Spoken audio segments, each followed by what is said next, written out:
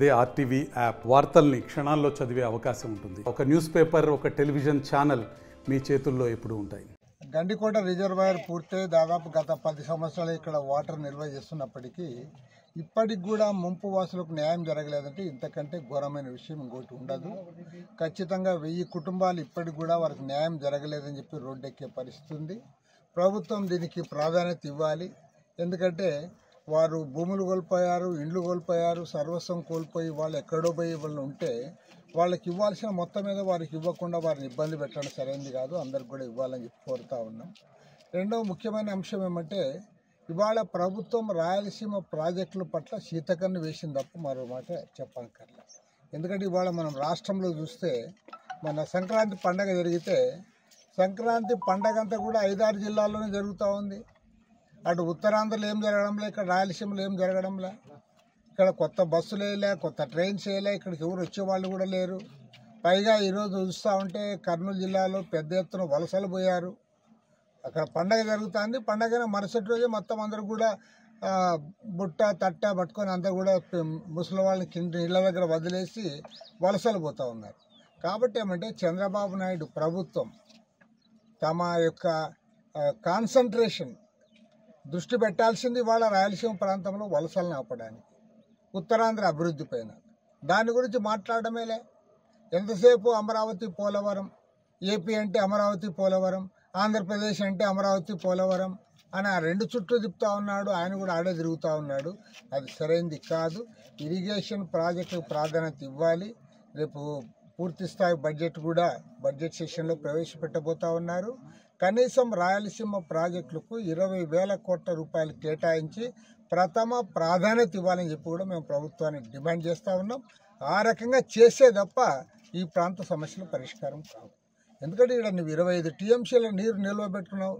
కింద వామికొండ రిజర్వాయర్ కింద ఆయకట్లేదు సరిగా, అదేవిధంగా సర్వారాయ సాగర్ కింద కూడా ఆయకట్లేదని చెప్తా ఉన్నారు. మరి ఎందుకు నీళ్లు పెట్టుకున్నట్లు మనమంతా ఊరికే నీళ్లు చూపించుకోవడానికి మేమేదో గాలేరు నగర్ అని పేరు చెప్పుకుంటూ ప్రచారం చేసుకోవడం తప్పితే వాళ్ళకేమీ ఒరగలే. హండ్రీ నివా కాలువ కింద 1 ఎకరా కూడా ఆయకట్ డెవలప్ చేయలే. 1 ఎకరా కూడా. పైగా ఇప్పుడు చివరికి నీళ్లు పోవాలంటే దానికి లైనింగ్ చేస్తామంటాను. లైనింగ్ కాదు కావాల్సింది. వాళ్ళ ఆయకట్ డెవలప్ చేయండి, ఈ ప్రాజెక్టులకు ప్రాధాన్యత ఇవ్వండి, నిధులు కేటాయించండి. నిర్వాసితులు ఎవరైతే ఉన్నారో వాళ్ళ కుటుంబాలను ఆదుకోవాల్సిన బాధ్యత కూడా ప్రభుత్వం తీసుకోవాలని చెప్పి కోరుతా ఉన్నాం. ఫిబ్రవరి 22, 23, 24 తేదీల్లో రాయలసీమ 8 జిల్లాలు, నెల్లూరు, ప్రకాశం జిల్లాల్లో ఉన్నటువంటి నీటిపారుదల ప్రాజెక్టులు వాటి యొక్క స్థితిగతులపైన కడప జిల్లా కేంద్రంగా పెద్ద ఎత్తున ఈ 10 జిల్లాలతో కూడినటువంటి రైతాంగ సదస్సు జరగబోతూ ఉంది. ఈ నేపథ్యంలో ఇక్కడ గండికోట ప్రాజెక్టు ఎద్దుల ఈశ్వరెడ్డి గారి జలాశయాన్ని పరిశీలన చేయడానికి భారత కమ్యూనిస్ట్ పార్టీ సిపిఐ ప్రతినిధి బృందం, రైతు సంఘం ప్రతినిధి బృందం ఇక్కడికి రావడం జరిగింది. దీన్ని భారత కమ్యూనిస్ట్ పార్టీ సిపిఐ రాష్ట్ర కార్యదర్శి కమ్మేడి కె రామకృష్ణ గారు దీన్ని లీడ్ చేస్తూ ఉన్నారు. ఈ నేపథ్యంలో రాష్ట్ర ప్రభుత్వానికి విజ్ఞప్తి చేస్తూ ఉన్నాం.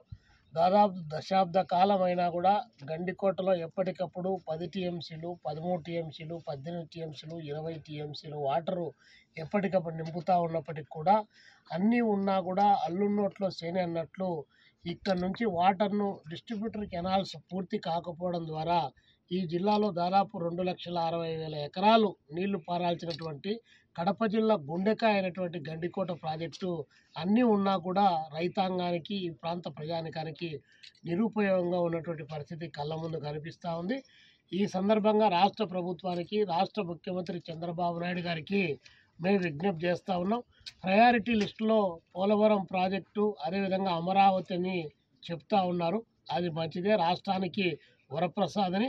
కానీ అట్ దట్ సేమ్ టైం ఇక్కడ రాయలసీమలో అదేవిధంగా వెనకబడ్డటువంటి కరువు ప్రాంతానికి గురవుతున్నటువంటి కడప జిల్లా లాంటి ప్రాంతాల్లో రాయలసీమలో ఈ ప్రాజెక్టులు చిన్న పెద్ద ప్రాజెక్టులు తక్కువ ఖర్చుతో డబ్బులు ఎక్కువ కేటాయించి వీటిని పూర్తి చేయడం ద్వారా జిల్లాకు 80 టీఎంసీలు, 90 టీఎంసీలు, 100 టీఎంసీలతో పెద్ద ఎత్తున రాయలసీమను సస్యశ్యామలం చేయడానికి అవకాశం ఉంటుంది. కాబట్టి ప్రభుత్వం రేపు మార్చిలో ప్రవేశపెట్టేటువంటి బడ్జెట్లో డబ్బులు కేటాయించి ఇక్కడ ఈ వాటర్ని అంతా కూడా సఫిషియెంట్గా ఈ జిల్లా ప్రజానికం వాడుకునే పద్ధతిలో చర్యలు తీసుకోవాలని చెప్పేసి మరిన్ని వీడియోస్ కోసం ఛానల్ ని సబ్స్క్రైబ్ చేయండి, లేటెస్ట్ అప్డేట్స్ కోసం వాట్సాప్ ఛానల్ ని ఫాలో చేయండి అండ్ లింక్ డిస్క్రిప్షన్ లో ఉంది.